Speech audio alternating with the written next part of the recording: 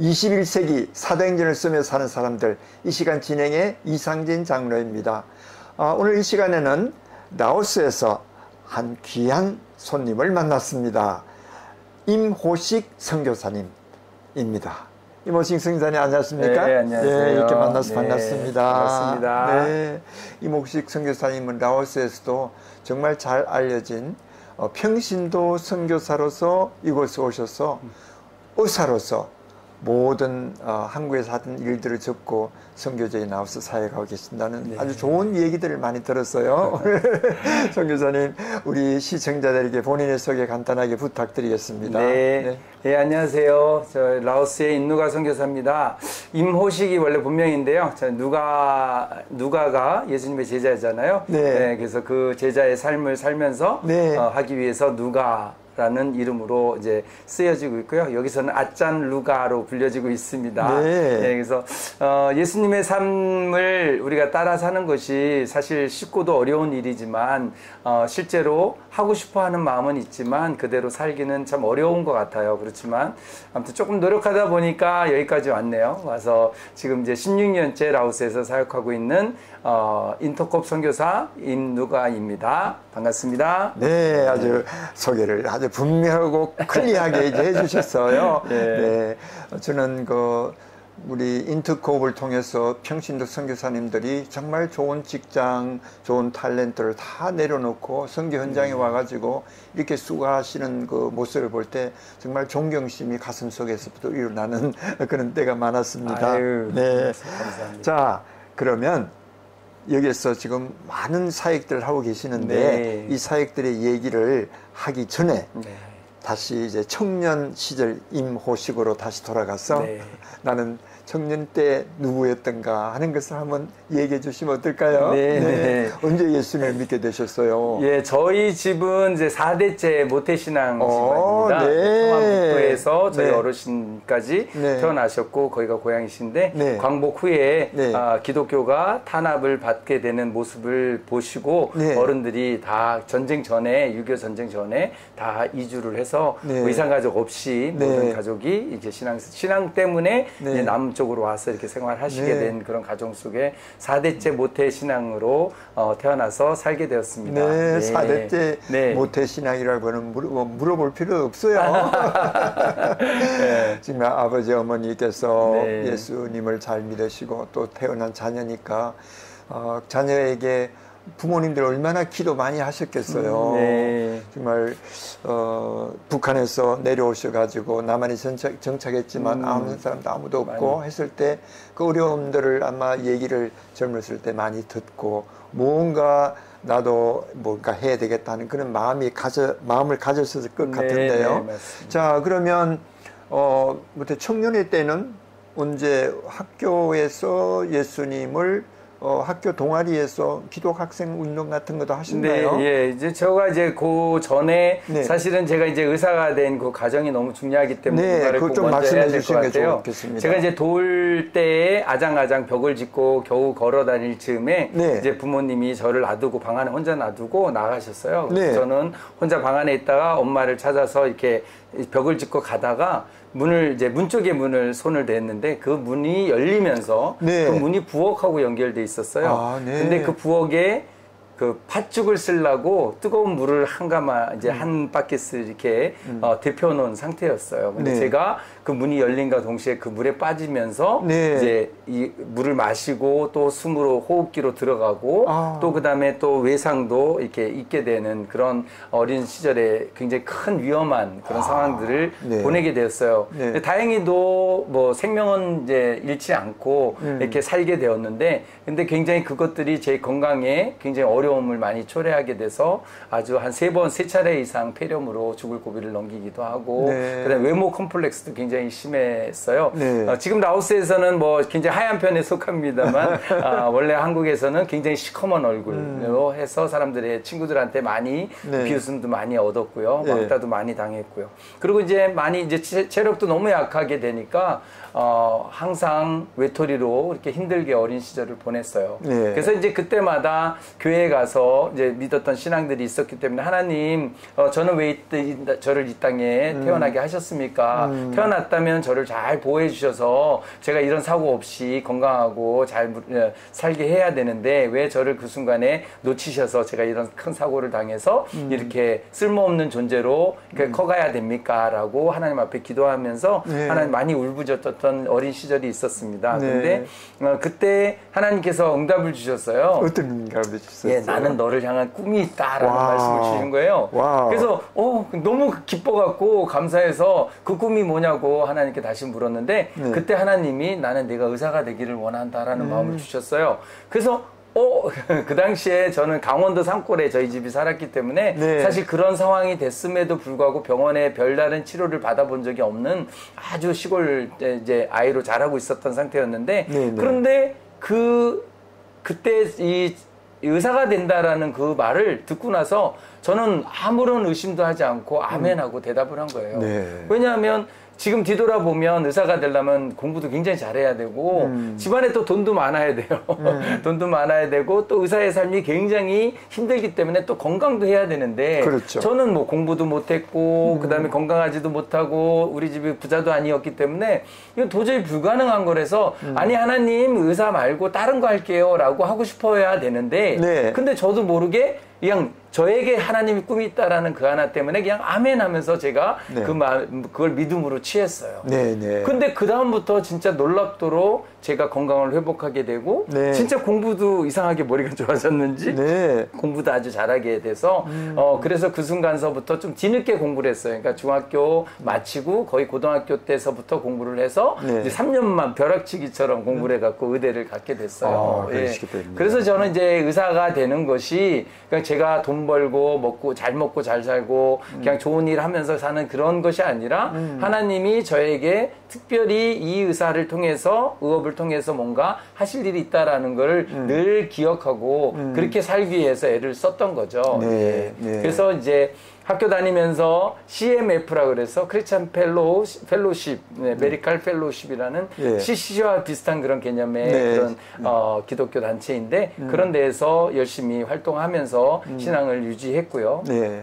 그렇게 해서 이제 의사가 되었을 때 하나님 제가 그러면 제가 어떻게 사람들한테 의사로서 하나님이 세우신 그 의사라면 내가 어떤 삶을 살아야 됩니까? 라고 물었을 때 네. 의사가 없는 곳에 가서 진짜 네가 당했던 그 어렸을 때 그 고통들 환자로서의 그 고통들은 사실 아픈 거하고는 조금 더 다른 별개의 것들이 있어요. 환자들이 겪는 그 심리적인 문제들은 굉장한 불안감 그다음에 또 여러 가지 연약해지는 그런 부분들이 많기 때문에 네. 그런 것들을 위해서 내가 단순히 의술이 훌륭한 사람이 아니라 그런 연약한 자들을 돌보는 자로 살아야 되겠다. 네. 그렇다면 어떤 곳에 가서 어떻게 해야 되는지 그때 제가 만약에 이런 열방의 선교에 대해서 제대로 이해했다면 그때 바로 선교사가 됐을지 몰라요. 근데 네. 그때는 사실은 선교에 대해서 저희가 잘 알지 못했을 때고 뭐 세상의 빛과 소금이 돼야 된다 이런 그런 개념만 있었기 때문에 그때 이제 제가 경상북도 울진이라는 아주 의료 취약 지구를 찾아가게 되었고요. 네, 거기서 이제 병원을 개업하면서 거기서 이제 환자들을 보게 된 거죠. 네. 그래서 의과대학에 가시게 되고 하나님께서 어떤 꿈을 가지고 내가 의사가 되겠다는 것보다도 하나님께서 주신 그 아주 세미한 콜링이 그냥 Yes, Lord 하면서 그냥 받아들인 거예요. 그쵸, 그쵸. 예, 아주 네. 순수하고도 네. 그래갖고 형편은 안 됐잖아요. 돈도 없고 실력도 없고 또 뭐 배경도 없는 그런 상황 속에서 건강도 좋지 못한 상황 속에서 그렇게 하나님께 Yes, Lord 하는 그 순간 하나님은 새롭게 준비해 주신 네, 맞아요. 예. 세상 살아가면서 하나님께서 이렇게 참 오묘막직하게 참 역사하시는 그런 역사들도 많이 보고 계시죠. 네, 그렇습니다. 네. 자, 그래서 이제 한국에서의 삶은 의과대를 졸업하고 가장 낙후되었다고 하는 그 울진에 가셔서 개업을 하셔서 그때 환자들 많이 보셨습니까? 환자를 엄청 많이 봤죠. 왜냐하면 이제 시골에 젊은 의사가 가는 경우가 극히 드물었고요. 없죠. 예, 그게 없죠. 또 이제 환자를 그때만 해도 지금부터 뭐 30년 전이니까 그때만 해도 많은 사람들이 의사들이 권위주의적인 그런 것들이 있었어요. 근데 저는 환자를 섬긴다라는 그런 마음이 늘 있었기 때문에 그리고 환자가 고통당하는 그런 아픈 것들이 단순히 통증의 문제가 아니다라는 것을 제가 알고 있었기 때문에 어떻게 진짜 마음을 다해 진짜 예수님을 대하는 마음으로 저는 열심히 환자들을 치료했고 또 그중에서 제가 치료하기 힘든 그런 사람들은 특별히 이름을 적어놓고 새벽 기도에 나가서 늘 그런 환자들을 위해서 기도했고요. 기도하면서 보니까 그 사람들이 이제 점점 더 회복되어지는 것들이 눈에 보이고 뭐 제 실력이 아니라 하나님이 도와주신 거죠. 그렇게 돼서 그때도 이제 병원 이름이 누가 의원이었어요. 누가 그렇습니까? 그래서 많은 사람들한테 좋은 소문이 나고 그래서 사실은 이게 가능한가라고 말하시는 분들이 꽤 있지만 제가 기본 100명에서 150명 환자를 하루에 봤어요. 하루에? 와. 그러니까 이제 시간이 절대적인 시간이 부족하잖아요. 그러니까 아침 7시 반에서부터 저녁 8시까지 거의 뭐 12시간 이상을 진료를 해야만 그 환자들을 다 소화해낼 정도로 그렇게 하고 그 다음에 이제 그게 단순히 돈을 버는 게 목적이 아니었기 때문에 어쨌든 기도가 필요하고 전도가 필요한 사람들한테는 계속적으로 전도하고 기도해주고 이런 시간들이 많이 있다 보니까 그러니까 뭐 진료 시간이 막 늘어나서 뭐 이제 퇴근 시간도 안 지켜주고 그래서 집도 아예 병원에 위에다가 지어서 병원이랑 같이 집에서 같이 사는 거예요. 병원에 있는 시간이 집에 있는 시간보다 더 많고 그다음에 그 시간이 끝나자마자 또 교회 가서 또 그 환자들을 위한 기도를 하고 그래서 그러다 보니까 많은 그 주변에 많은 사람들이 저를 통해서 저 사람 참 어떻게 저런 사람이 있을까 믿는 사람이 어떻게 저럴까라고 흥미롭게 저를 대하게 되고 많은 사람과 교제하면서 저희가 그때 교회가 한 45명 정도 모였어요. 울진에 있는 교회가. 울진에 있는 교회가. 근데 이제 고신 교단이라서 굉장히 좀 보수적인 교단이다 보니까 사람들이 많이 모이기가 힘든 그런 구조였는데 제가 어쨌든 그렇게 열심히 섬기면서 사람들과 좋아하고 같이 친해지고 그러면서 병원에 한번 교회에 초대하고 병원에도 초대하고 병원에서는 또 따로 저녁에 저희 집에서 따로 이제 식사 교제나 이런 교제 모임들을 하고 이렇게 하니까 사람들이 금방 마음들이 이제 녹아져서 크리스찬들에 대한 그런 이미지를 좋게 여기게 되고 교회도 쉽게 이제 마음의 문이 열려지고 그래서 이제 저희 교회가 거의 250명이 넘는 그런 교회로 저희가 한 10년 동안 사역하면서 하고 그래서 제가 39살에 장로가 됐습니다. 그렇습니까? 장로가 된 뒤에 이제 그렇게 또 한 5년 정도 더 섬기다가 이제 선교지로 오게 된 거죠. 그렇습니까? 야, 그 당시 때 그 울진 그 상황을 상상을 해보면 그 어떤 젊은 청년이 교회 병원을 이렇게 설립하더니만 그게 와가지고 아주 뭐 성심성의껏 그 주민들을 생각하면서 의사가 돈을 벌 목적이기보다는 그 주민들의 건강과 주민들의 영적인 상황을 더 보살핀다고 하는 그런 마음들이 자연적으로 사람들을 통해서 녹아내리잖아요.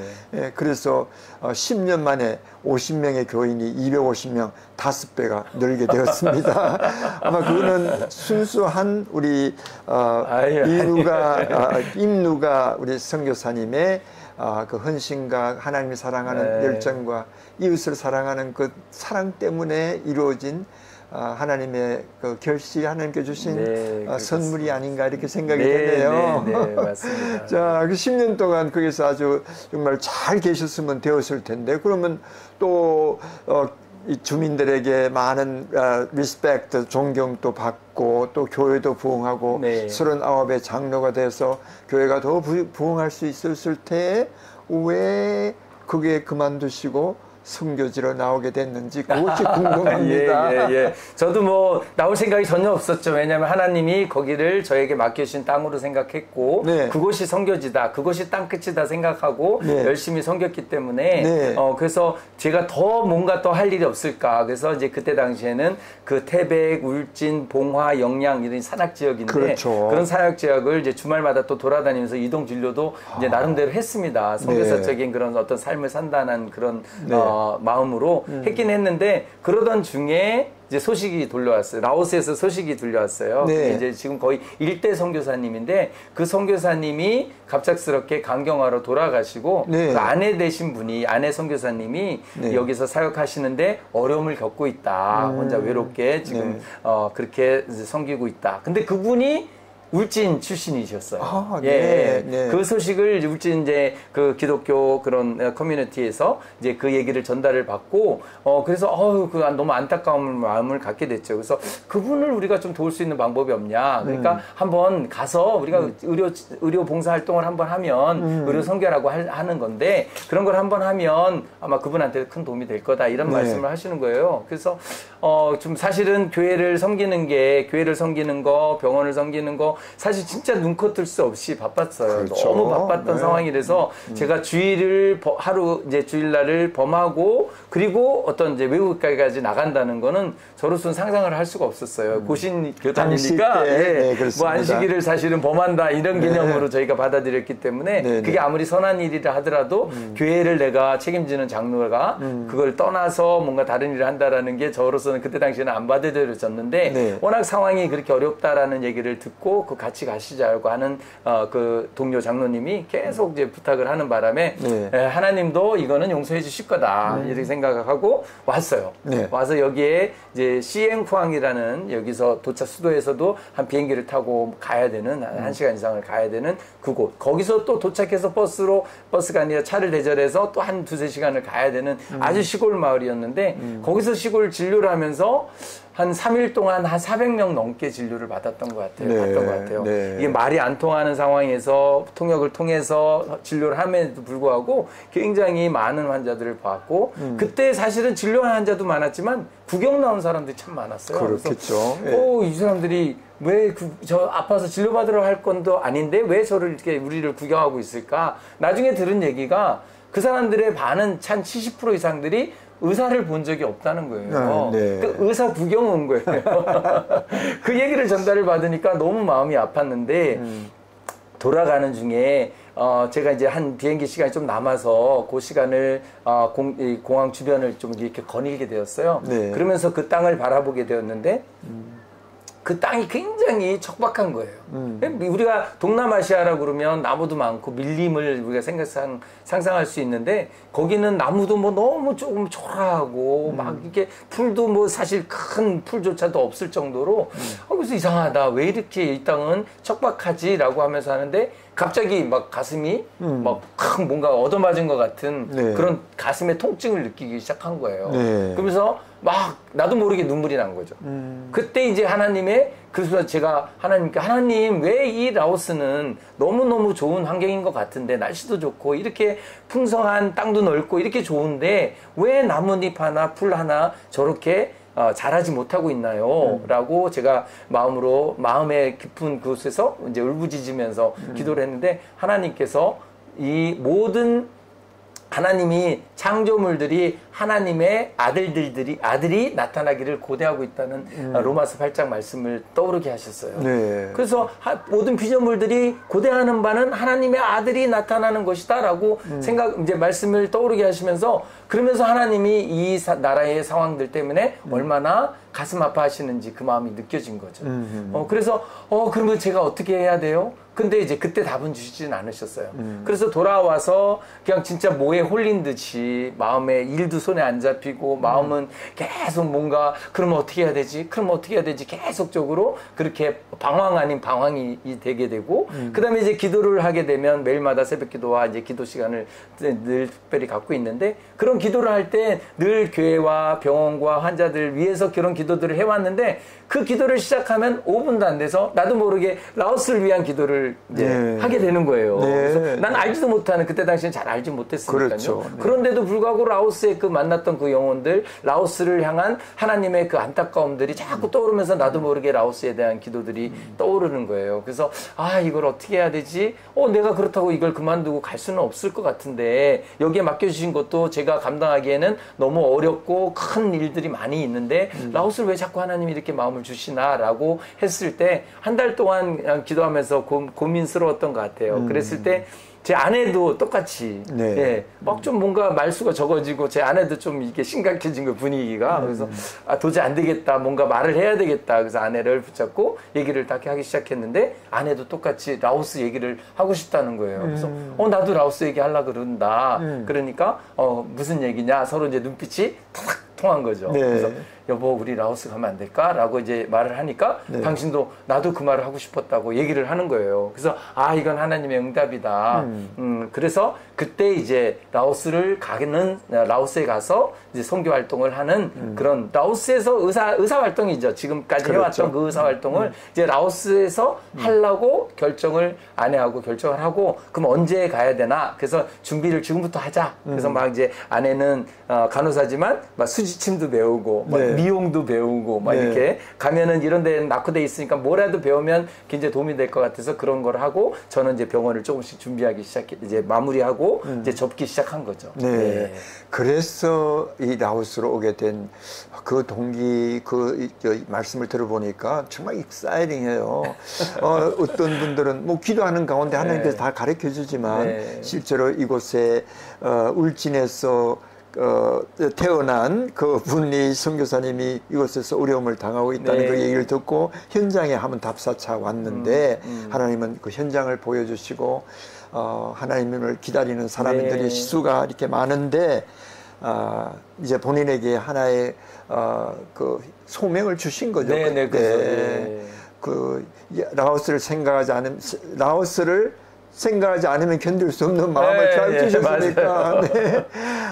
그래서 라오스를 결정하셔서 라오스다 이렇게 네, 하셨습니다. 네. 그러면 이제 그 당시 때 이제 병원의 그 원장으로서 그곳에 사회 가시면서 아무래도 선교단체하고 연결이 됐겠죠. 네, 그렇게 해서 저희가 이제 먼저 선교사를 결정했는데 네. 그때 지나가던 선교단체에 네. 간사들이 있었는데 네, 그 간사들이 인터코 간사들이었어요. 네. 그러면서 훈련을 받으라는 거예요. 그렇게 한 순간에 그 사람들에게 인터코는 옛날에 모르시고. 예, 저는 전혀 몰랐죠. 저는 뭐 아는 네. 게 없었죠. 선교에 대해서는 단체도 모르고 네. 뭐 그냥 평신도니까 평신도가 과연 선교사로 어떻게 가야 되는지도 전혀 잘 몰랐을 때 예. 인터코 선교사님들이 평신도 선교사를 파송하는 네. 인터코 선교사를 단체를 만나게 된 거죠.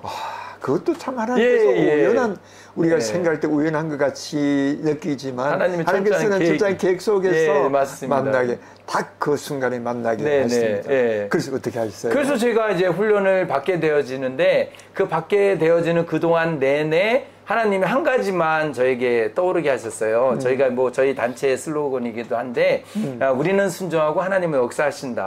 네. 우리가 순종이란 말을 우리가 다 알고 있고 뭐 크리스찬들이 순종 안 하는 분이 누가 있겠어요. 그러면 네. 다 순종하려고 노력하지만 이런 부르심에 과연 내가 순종할 수 있을까라는 생각들을 하고 있으면서 그렇다면 난 어떤 순종을 해야 되는가? 내가 만약에 라오스에 간다면 얼마 동안이나 내가 라오스를 섬겨야 되는가? 네. 뭐 이런 어떤 그런 시간들, 의사로서 해야 될 일들, 또 교회 장로로서 교회를 위해서 내가 섬겨야 될 일이 분명히 있음에도 불구하고 하나님이 안수를 통해서 그 교회를 섬기라고 세우셨는데 네. 또 다른 안수를 통해서 라오스의 선교사로 가라고 하시는 거잖아요. 네, 네. 이랬을 때 과연 내가 인간인 제가 그것들을 딱 선을 그어서 순종을 결정하는 것은 너무 어렵더라고요. 네, 그래서 저희는 이제 그 다음은 하나님이 하신다. 보여주시는 데까지 우리가 순종해서 가면 그 다음에 또 다른 곳을 또 가게 하실 거다. 네. 지금껏 나의 삶이 그랬듯이 앞으로도 그럴 것이다 라고 하고 저 개인적으로는 그래서 이제 결심한 바가 있죠. 지금 내가 라오스에 간다면 하나님 제가 라오스에 대해서 라오스의 얘기를 그동안 있었던 이런 일들을 얘기할 때도 있고 라오스를 떠오르면서 기도했던 그 일들이 있는데 그런데 그때 내가 라오스라는 이름을 내가 내 입으로 뱉는 순간에 더 이상 가뭄도 없고 눈물도 안 난다면 하나님 그때 제가 그만둘게요. 그러나 그때까지는 제가 지금껏 살아왔던 것 더 이상으로 열심히 살겠어요. 이렇게 결단을 하고 그리고 이제 훈련 받고 이렇게 나오게 되었는데 사실 지금 이제 16년 차인데 아직도 라오스에 대한 얘기를 누군가에게 하고 그리고 라오스를 위해서 기도해 달라고 할 때마다 아직도 눈물이 나요. 아직은 안 된 것 같아요. 당연하게 지금은 한창 안 되는 것이 아니라 지금 그 더 높이 더 깊게 들어가는 그 모습을 제가 보는 것 같아요. 뭐 지금 당장이 아니라 장래에 가까이가 아니라 선교사님은 지금 하셔야 하실 일들이 너무너무 많이 있고 하시고 또 그를 통해서 하나님께서는 더 큰 영광을 받으실 그것을 우리가 기대 한번 해봅니다. 아멘. 그렇게 해서 이제 브레이크트루를 하고 라오스를 이제 아내와 함께, 아내도 같은 동기였으니까 아주 좋은 의기투합이 돼서 가자, 순종하자 이렇게 해서 이제 오셨습니다. 오셨으니까 그 일정은 좋았는데 막상 맨 처음에 도착한 라오스, 뭐 이렇게 여행을 하기 위해서 온 때는 좀 틀릴 수 있잖아요. 그러나 이제 내가 여기서 언제까지 주님이 나에게 라오스를 생각할 때 눈물이 마르는 그 순간까지는 내가 있겠다고 약속했으니까 그 순간까지 있어야 되는데 그 순간까지 있으려고 생각하니까 와서 라오스의 모습이 어떻게 느껴졌습니까? 얘기가 한마디로 말하면 어렸을 때 제가 아까 제 어린 시절 얘기를 했듯이 그 모습이었어요. 그러니까 그 어린아이의 진짜 뭔가 꿈도 가질 수 있고 뭔가 하라면 할 수 있지만 진짜 누군가의 도움이 없이는 그때 당시 혼자서 뭔가 해낼 수 있는 그런 어떤 가능성이 전혀 없는 그런 연약함 가운데 있는 그 저의 어린 시절, 그거랑 똑같이 지금 라오스를 바라봤을 때 라오스가 그 누군가가 그렇게 도와주지 않으면 그렇게 하면 이것을 절대로 살아날 수 없다라는 그런 생각들을 많이 갖게 되었죠. 물론 제 자신도 그렇게 어렸을 때 어려운 환경 속에서 그때 제가 버틸 수 있었던 그 이유는 부모님이 물론 사랑해 주셨지만 사실은 목사님이셨어요. 목사님이 저를 남들은 제가 흉터나 그다음에 워낙 이제 막 이렇게 건강하지 못하니까 막 욕도 좀 이렇게 많이 하고 짜증을 엄청 많이 냈던 친구였어요. 그래서 그런 어린애가 그렇지만 희망도 없고 그럼 뼈만 진짜 앙상하게 남은 그런 어린아이를 그 목사님은 전혀 개의치 않으시고 항상 안아주시고 사랑해 주셨어요. 그 목사님들이 다 기억이 나거든요. 마찬가지로 제가 왔을 때 라오스의 영혼들이 그렇게 보였는데 그들이 뭐 좀 우리를 뭐 어떤 경우에 거짓말도 하고 약속도 안 지키고 저를 배반하고 뭐 말도 할 수가 없죠. 어마어마한 그런 많은 일들이 있었지만 그럴 때마다 그것들이 막 마음에는 안타깝고 어떤 때 화도 나지만 그것이 저렇게 행동할 수밖에 없는 저 영혼들의 상태가 어떠한가. 그것이 어렸을 때 나도 착하게 좋은 아들로 멋진 사람으로 살고 싶지만 나 스스로가 그렇게 되지 못했던 것처럼 우리 지금 이 영혼들도 이 어둠과 이 불교와 이 악한 사단의 그 영 때문에 저렇게 묶여 있는 것이지 저들도 자유롭고 저들도 건강만 해진다면 얼마나 하나님의 귀한 자녀들이 될 것인가. 그러니 난 그 가능성을 보고 저는 끝까지 참는 자가 된 거죠. 그래서 뭐 감사한 게 노력하지 않아도 그게 돼요. 그럼요. 그러니까 그 마음속으로 뼈 사무치게 깊은 곳에 자리 잡았던 하나님의 사랑은 내가 억지로 안 하려고 한다 하더라도 맞아요. 그대로 나타나는 그 모습.